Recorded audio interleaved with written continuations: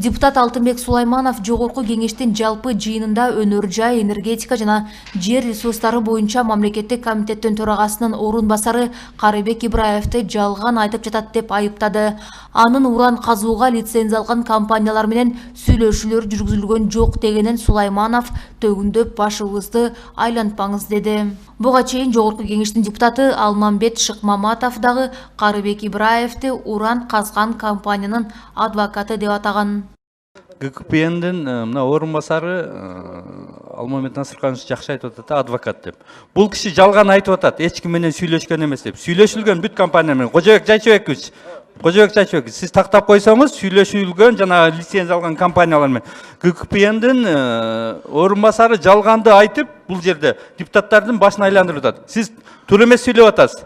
Губернатор азыр айтып атат, туура айтып атат. Эл депутаттарга ишенип, мыйзам чыгып атат деп токтоп, баардык спокойно өзүнүн оокатын кылып атат. Президенттин позициясын да уккан, өкмөттүн позициясын да уккан. Мына губернатор ошону айтып атат. Эл азыр ишенип силерге баардыгы ушул токтойт экен деп өзүнүн жашоосун улантып атат. Эгер улантат деген болсо, азыр ошондой сөз берсе, эл кайра козголот. Кайра тополоң чыгат. Бул жерде башка жака буруп депутаттардын башын айландырбаңыздар. Сиз адвокаттыгыңызды башка жумушун таштап эле барып ошолорго адвокат боло алсаңыз жакшы болмок. Рахмат. Карыбек мырза, бери карасаңыз, биз 3 жолу талкууладык мунучу комитеттен. Эмил Кубатович келгенде, сиз берден кичине туура эмес айтып атасыз. Жалган болуп атат да, биз иш жүргүзгөндө жокпуз, ал комитеттер компаниялар менен деп атпайсызбы? Кандай иш жүргөн жок? 6 лицензия чисто уран боюнча калган. Анын 3-өөнү биз сүйлөшүү жолу менен мынакей отзывать этtirdik. 3-өөнү дагы макулдашып койдук. Баары туура, эч кандай соттошуу болбойт деген маалыматты Эмил Кубатович келип берип атпайбы сиздин жетекчиңиз? А сиз берги келип отуруп сүйлөшүү болгон жок деп атасыз. Кантип айтып атасыз болгон жок деп? Анан МЧСке тиешелүү. Мына опасный деп атат, кайсы жерлер коркунучтуу деп атат. Эми айткыла да мына Минкуштан, например, суу алып кете турган хвост бар. Ошолор коркунучтуу. Каждый сайды бүттүк. Рекультивациялар жүрүп атат четинен деп. Болгон так жооп берсеңер, берде мындай суроолор жаралбайт. Анан сүйлөшүү болбой атат деп туура айтып атат. Алтынбек мырза, например. Сиз сүйлөшүү как это болгон жок.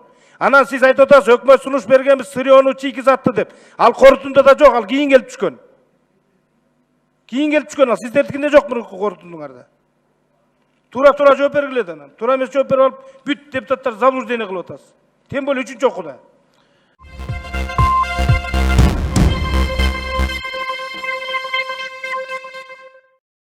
Президент Сооронбай Жээнбеков кече 29 октябрда билим берүү жана илим министри Каныбек Исаковду кабыл алды. Мамлекет башчысы билим берүү тармагы өлкөдөн өнүгүү процессинде маанилүү орунду ээлей турганын эске салды. Жолугушууда билим берүүнүн сапатын эл аралык стандарттарга ылайык жакшыртуу, мектептерде сапаттуу окуу китептери менен камсыз кылуу, курулушу бүтө элек жана авариялык мектептердин абалы, билим берүү объектилеринин жетишсиздиги сыяктуу көйгөйлөргө көңүл бурулду. Билим берүү тармагында санариптештирүү процесси тездетүү, кесиптик техникалык билим берүү системасын өнүктүрүү жана башка маселелер талкууланды. Билим берүү жана илим министри Каныбек Исаков берген маалыматына ылайык, билим берүү тармагындагы абал дыкат талданып чыкты. Учурда 2020-2030 жылдарга билим берүүнү өнүктүрүү стратегиясынын долбоору иштелип чыкты. Өлкө боюнча мектептердин электрондук картасы жана билим берүү башкармалыктарынын бирдиктүү базасы түзүлүүдө. Бул өлкөдөгү жалпы мектептер тууралуу маалыматтарды ыкчам алууга, кырдаалды анализдөөгө мүмкүнчүлүк түзөт деп белгиледи Каныбек Исаков.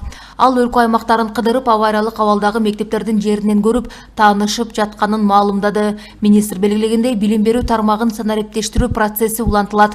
Билим берүү уюмдарына лицензиясы электрондук жол менен берүү башталып, мектептерде интернетке кошуу иштери ыкчамдайт. Электрондук кезек, электрондук күндөлүк сыяктуу санарип технологиялары жайылтылып, алиппе ТВ долбоору колго алынат. Мектеп мугалимдеринин квалификациясын жогорулатууда дистанттык ыкма киргизилет.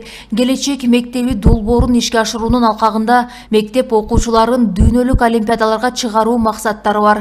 30 мектепке киргизилген инновациялык долбоор республика боюнча жайылтылат. Ошондой эле окутуу программасында окуучуларга улуттук таалим-тарбияны сиңирүү максаты эске алынат. Окуу китептерин даярдоого катышкан тараптардын милдеттери так аныкталып, жоопкерчилик чаралары күчөтүлөт. күчөтүлдү.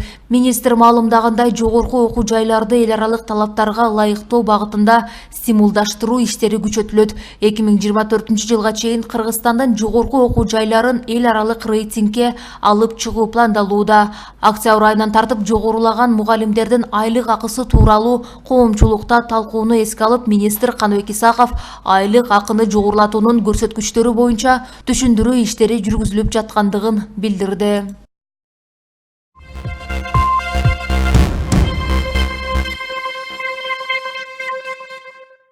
Депутаттар Исхак Масалиев менен Жанар Акаев 2020 жылы парламенттик шайлоодо талапкерлердин ачык тизмесин киргизүүнү талап кылышууда. Бул тууралуу 24 KG агенттигине Исхак Масалиев билдирген.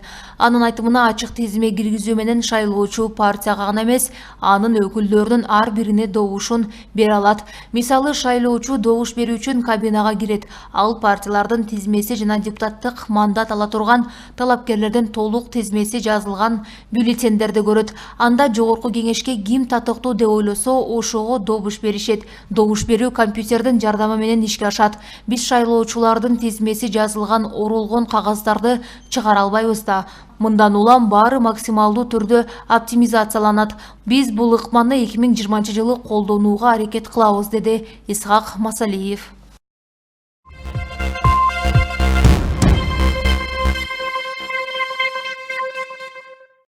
Мурдагы президент Алмазбек Атамбаевдин кеңешчиси Икрамжан Илмияновго сотто акыркы сөз берилди. Ал күнөөсү далилденбегендигин айтып, судья Дамирбек Назаровдон акыйкат чечим чыгарып берүүнү өтүндү. Иш бүгүн 30 октябрда Бишкектин Октябрь райондук сотунда каралып жатат. Адвокаты ушул отурумда өкүм чыгышы мүмкүндүгүн билдирген. Илмиянов өзүнө каршы кылмыш иши тууралуу туугандарынан угуп, 2018 жылдын 20 октябрында Москвадан Кыргызстанга келгенин, Манас эл аралык аэропортунан түз эле тергөөгө барып, андан бери камакта экенин белгиледи. Улуттук коопсуздук боюнча мамлекеттик комитет аны Орусиядан кармалып Кыргызстанга жеткирилгенин маалымдалган эле. Ага башкы прокуратура жазык кодексинин өзгөчө ири өлчөмдөгү алдамчылык берени менен иш козгоп, жеке компаниялардын биринен $150 000 акча алган деген айып койгон. Мурдагы отурумда прокурор Илмияновдун күнөөсү толук далилденгенин билдирип, 7,5 жылга түрмөгө кесүүнү суранган. Мындан тышкары кошумча 100 эсептик көрсөткүчтө айып пул салууну өтүнгөн.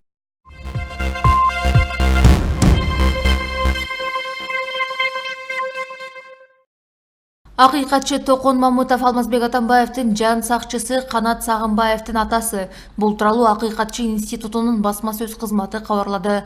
Жолугушууда Сагынбаевдин жубайы жашы жетелек 4 баласы бар экенин жана ден соолугуна байланыштуу иштей албасын айтты. Жолдошу камакта жаткандыктан анын ишенимин каты жок күйөөсүнүн маянасын ала албай жатканын билдирди.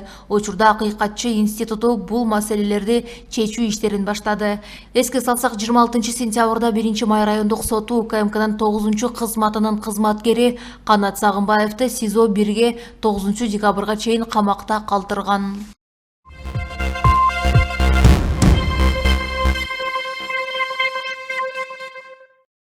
Нарын шаарында жайгашкан Кычан Жакыпов атындагы мектептин жанында чогулган таштандынын жыты бүт районго тарап жатат. Бул тууралуу күбө репортерго билдирип, видео жөнөттү. Анын айтымында чогулган таштандыларды чыгарып кетпей, ошол жерде өрттөшөт. Андан чыккан түтүн жана жагымсыз жыт бир гана мектептин аймагында эмес, бүт районго тарайт. Ал тиешелүү кызматтардан чара көрүүнү суранды.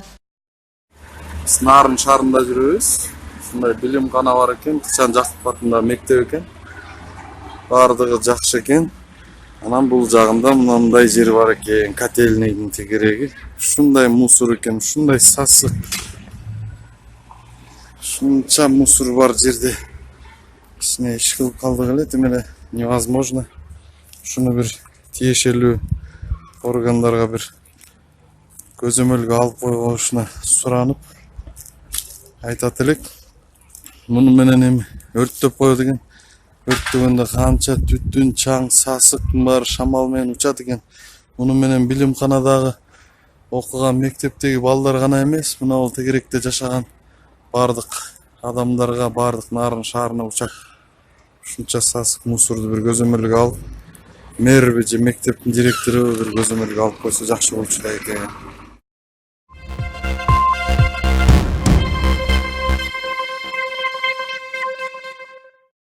Кыргызстандын белгилүү саясий жана коомдук ишмерлери президент Сооронбай Жээнбековго ички иштер министринин мурдагы орун басары Курсан Асановго байланыштуу кайрылды.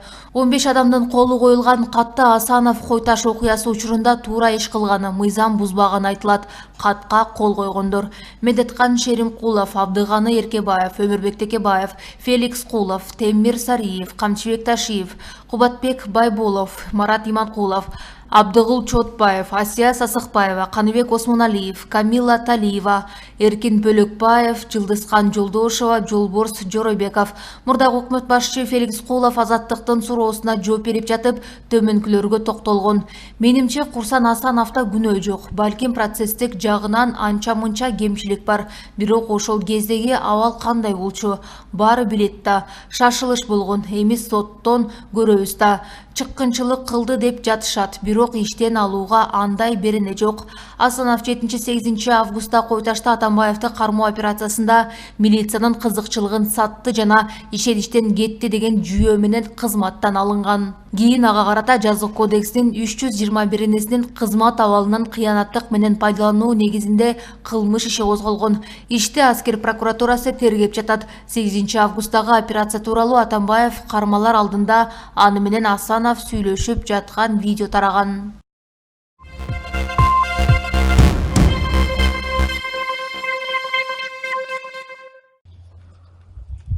Это называется проект «Чистая вода». Вот что мы пьем. Чүйдөгү Аламүдүн районунун Кашка суу айылынын жашоочусу суу агып өтүүчү түтүктөн курттарды таап алды. Ал 27 октябрда тартылган видеону репортерго жөнөткөн. Санэпидстанция. Айлык наблюдная.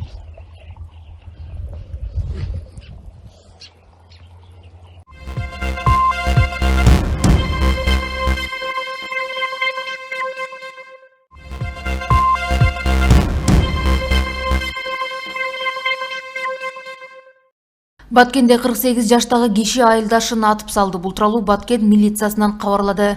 27 октябрда түнкү саат 12:30 чамасында 25 жаштагы жигит Бешкент айылына сейилдөө үчүн үйүнөн чыккан. Ал үйүнө кайра кайтканда белгисиз бирөө аны моюн каткан.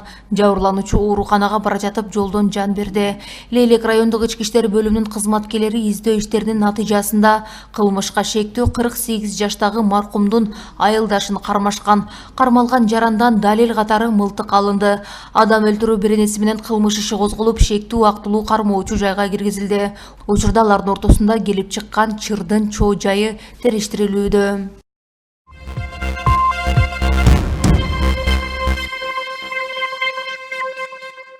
В каком направлении необходимо участников следственного действия проследовать для проверки ваших показаний в данной части?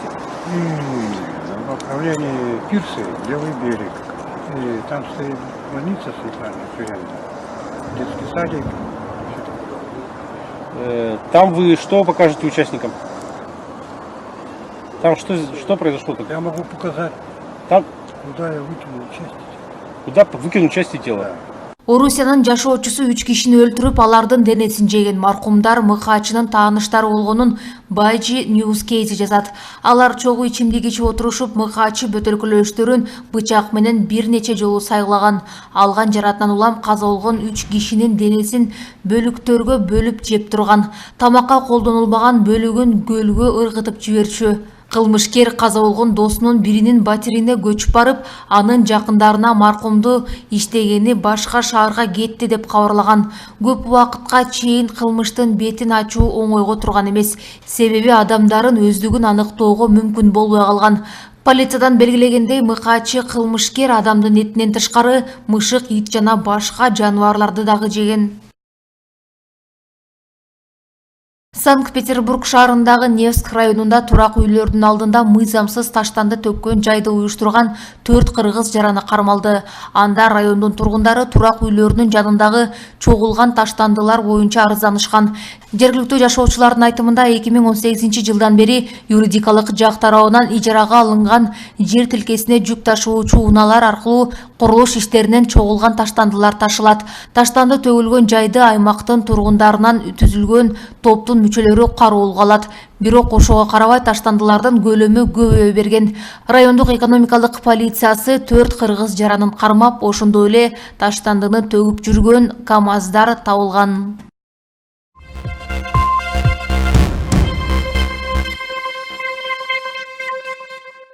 Чүйдүн Москва районундагы Акбашат айылынын тургуну чоң карышкырды жок кылды. Окурмандардын айтымында Таку аттуу жергиликтүү тургун карышкырды Бука Сидик ашуусунда 25 октябрда аткан.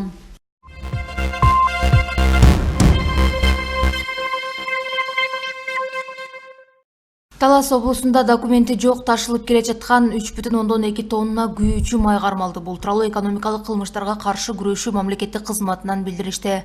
Каржы полициясынан билдиришкенде 28 октябрь күнү Киров суу сактагычына жакын жерде Mercedes-Benz унаасы токтотулган.